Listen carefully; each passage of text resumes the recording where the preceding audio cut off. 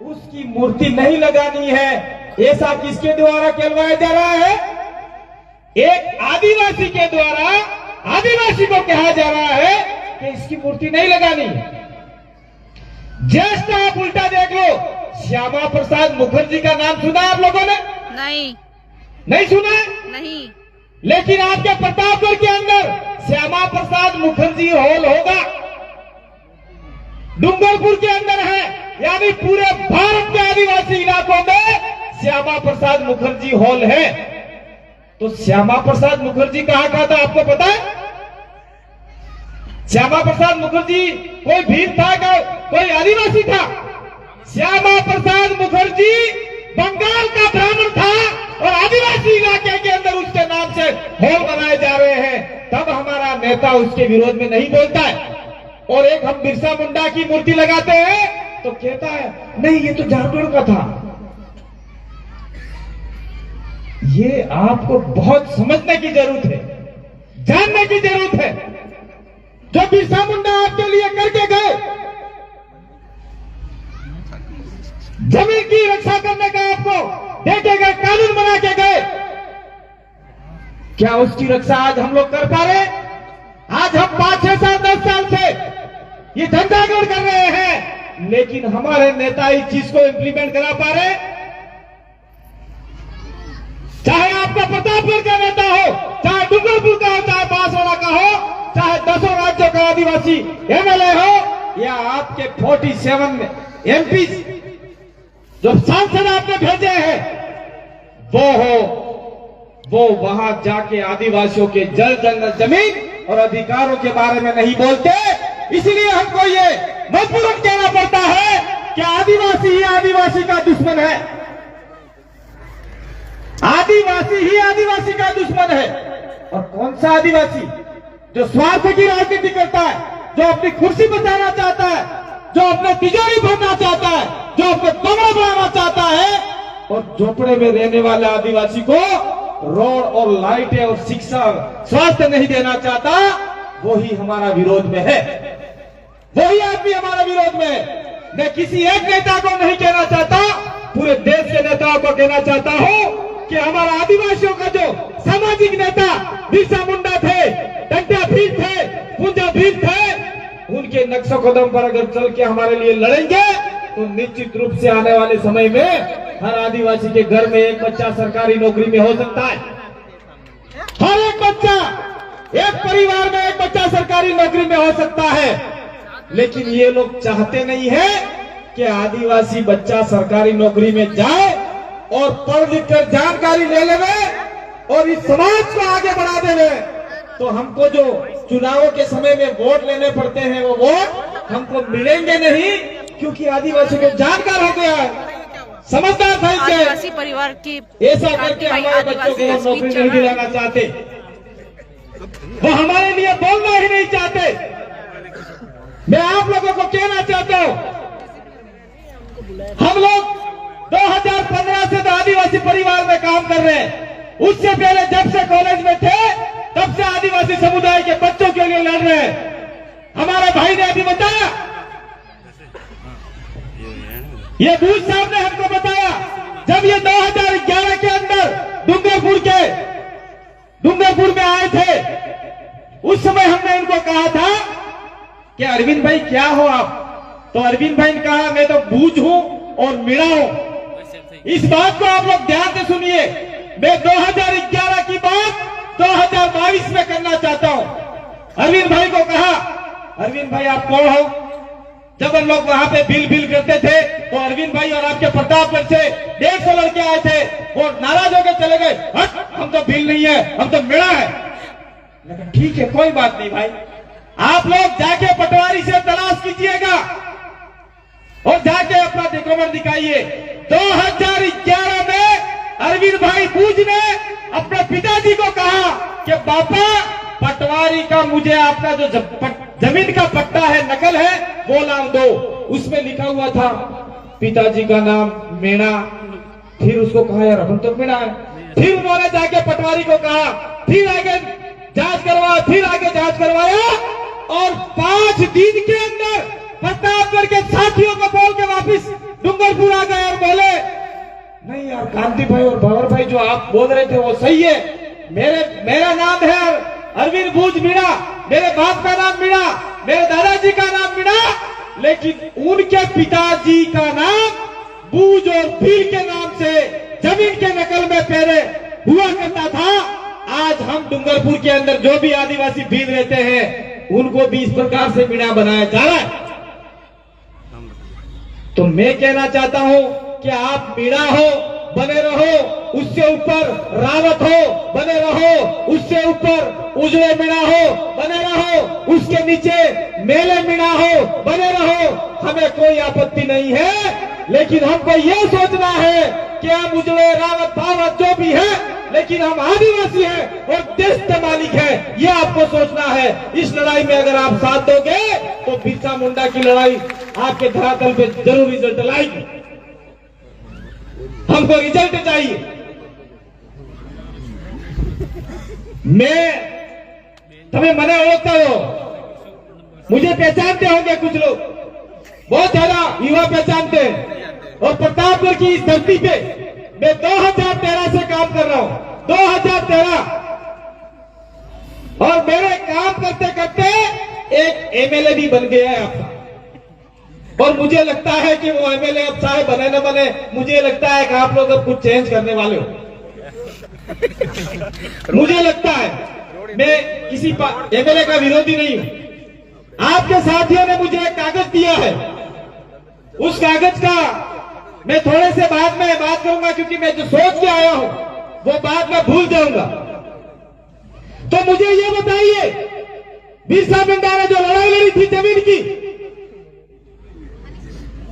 हमारे गांव में हमारा राज, क्या आपके गांव में आपका राज कायम हुआ? नहीं हुआ।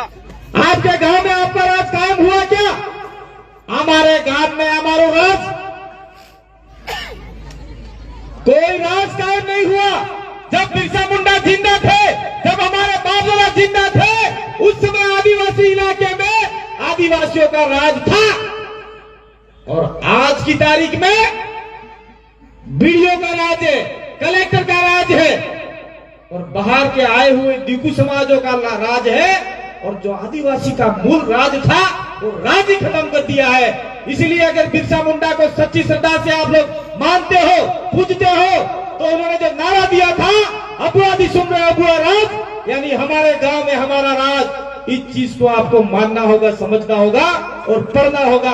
और इसको इम्प्लीमेंट कराने के लिए जो भी संवैधानिक जानकारी है उस जानकारी को ग्रहण करना होगा। अपनी मां के पेट से कोई बच्चा पढ़ लिख कर बाहर नहीं निकलता, कोई बच्चा बुद्धिमान बन के पैदा नहीं होता, वो बाहर आकर ही जानकारी लेकर ही बुद्धिमान पैदा होता है, वही संघर्षशील व्यक्ति होता है और वही बिरसा मुंडा बनता है। हम कहते हैं अक्सर, क्या कहते हैं, हम बिरसा मुंडा बनेंगे, हम कंटिया भील बनेंगे, हम ये बनेंगे। लेकिन आज पढ़े लिखे या किसी व्यक्ति के को कह दिया जाए कि भाई आपकी नई नई शादी हुई है और हम चाहते हैं कि आपके घर में बिरसा मुंडा पैदा हो, तो वो पड़ोसी लोग क्या बोलता है पता है? मेरे घर में बिरसा मुंडा पैदा नहीं होना चाहिए, पड़ोसी के घर में पैदा होना चाहिए। ये सोच हमारे समाज में आ चुकी है। अगर इस सोच को बदलकर ये प्रण लिया जाए कि पड़ोसी के घर में बिरसा मुंडा पैदा नहीं होते, मेरे घर में बिरसा मुंडा पैदा होना चाहिए, अगर ये हमने ठान लिया तो निश्चित रूप से बिरसा मुंडा के सपने पूरे हो सकते हैं। आपने कई खाए, कुछ बीमारी आ भी जाए। मैं एक बार आ रहा था तो एक आदमी ने कहा, हे भगवान, मैं एक वाक्य सुना रहा हूं, कहानी सुना रहा हूं, एक 2 लाइन की। ए भगवान, मार गेर सूड़ी ने पड़ोसी घेर में बलाव से, मतलब मेरा घर छोड़ देना और पड़ोसी के घर में बलाना। हे भगवान, मुझे छोड़ देना, पड़ोसी को पहले उठाना, ऐसा पड़ोसी कहता है। इसलिए मैं कहना चाहता हूं, आदिवासी परिवार कहना चाहता है, हे कुदरत, पड़ोसी के घर में बिरसा मुंडा पैदा ना होकर मेरे घर में बिरसा मुंडा पैदा करना, ये आपको कहना होगा, तो निश्चित रूप से हमारे समाज का भला हो सकता है।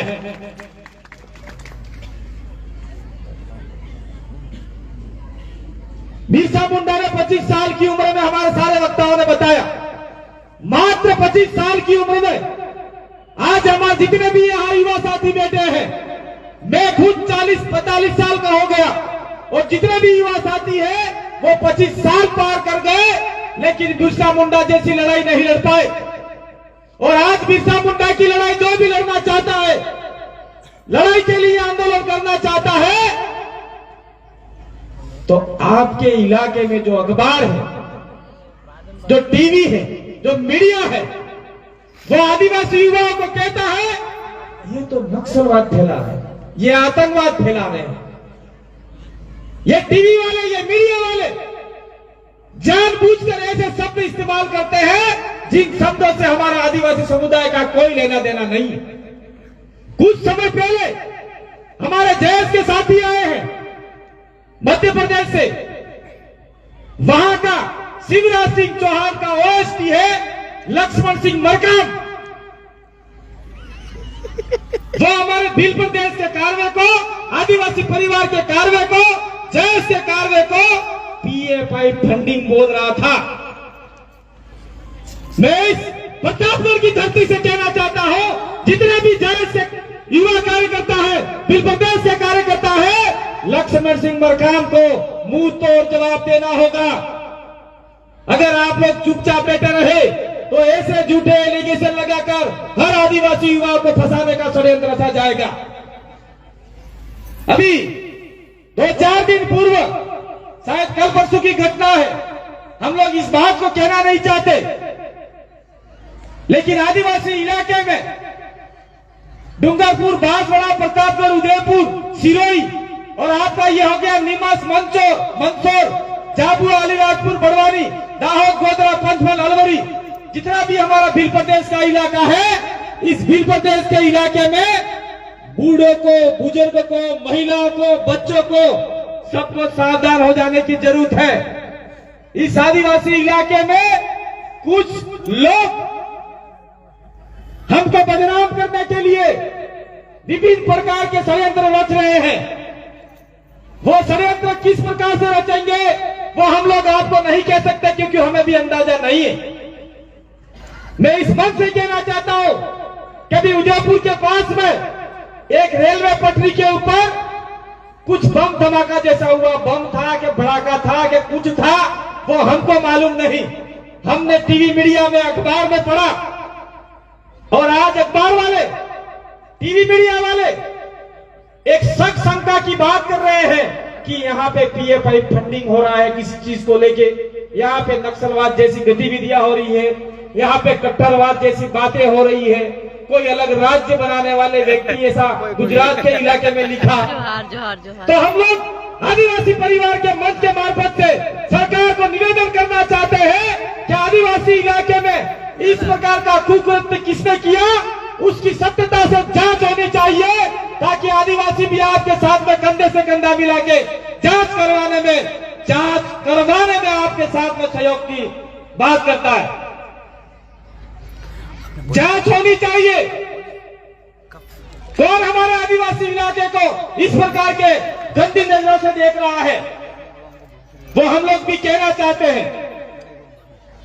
आपने सुना नहीं होगा, अखबार इधर आता नहीं आता है, लेकिन बांसवाड़ा, प्रतापगढ़ वाले में आया होगा रमेश भाई, पूरे आदिवासी इलाके में आया, और आज हम लोग बिरसा मुंडा को पूछ रहे हैं, टंटिया भील को पूछ रहे हैं, कालीबाई क्लासों को पूछ रहे हैं, तो उनके पेट में मरोड़े पड़ रही है। अरे यार, ये आदिवासी को क्यों पूछ रहा है? आदिवासी तो किसी मुखर्जी, चटर्जी, बनर्जी को पूछना चाहिए था। अरे भाई, तुम्हारे बाप दादा को हम क्यों पूछे? अब हमारे बाप दादा हमको पता नहीं था, अब हमारे बाप दादा हमारे बीच में आ गए तो हमारे बाप दादा को पूछेंगे, तुमको पूछने की जरूरत अब नहीं है। ये जानबूझकर उनके बाप दादाओं को हमसे पूछवाना चाहते। हम लोग मैदान थे, ना समझते, हमको जानकारी नहीं थी, तब तक हम उनको पूछते आए थे। लेकिन आज देश के 10 राज्यों के अंदर और 5 राज्य और हैं और पूरे देश के 12 से 13 करोड़ आदिवासियों ने ठान लिया है कि हमारे आदिवासी पुरखा होगा, चाहे संताल होगा, चाहे गोंड होगा, चाहे मुंडा हो, चाहे उरा हो, चाहे भील हो, चाहे मीणा हो, चाहे कोई भी आदिवासी हो, उस आदिवासी की पुरखे की हम लोग पूजा करेंगे। लेकिन जिन्होंने आदिवासियों के लिए एक शब्द नहीं बोला, आदिवासियों की लड़ाई में साथ नहीं दिया, ऐसे गैर आदिवासी पुरखे की पूजा हम नहीं करेंगे। ये हम लोग कहना चाहते हैं आप लोगों को। आपको भी ये प्रण लेना होगा।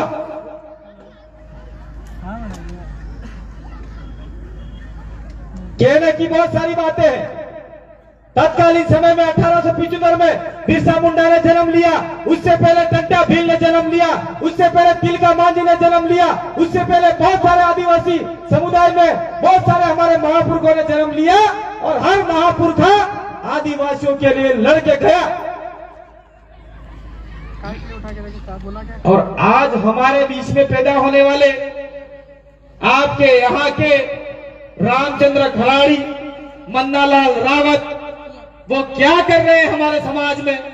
कभी आपने पढ़ा है उन लोगों को?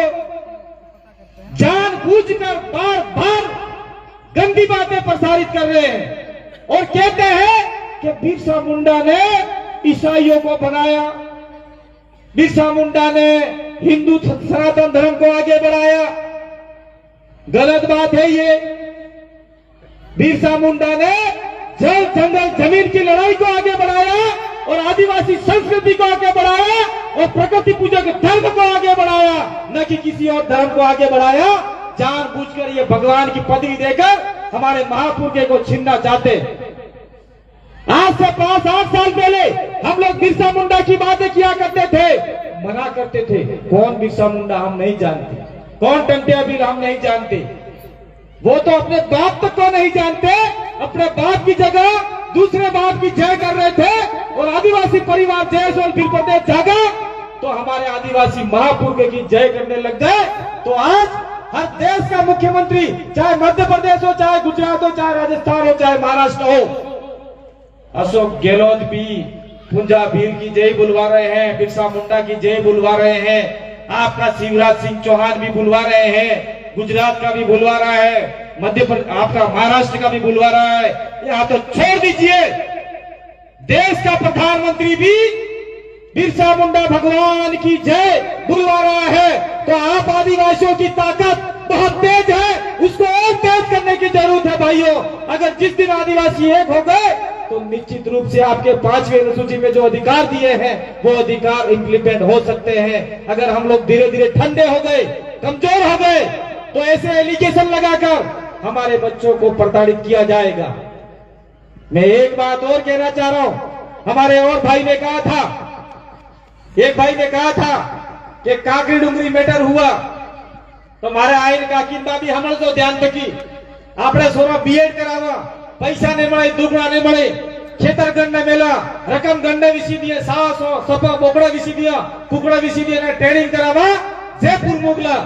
जयपुर थकी वो शुरू ट्रेनिंग करी पासो आवे अटे हला बाद में એને सरकारी भर्ती निकली मास्टरनी અને मास्टर भर्ती में यहाँ हमारा प्रतापगढ़ वाला भाई भी आया ना, हमें 36% करावजू।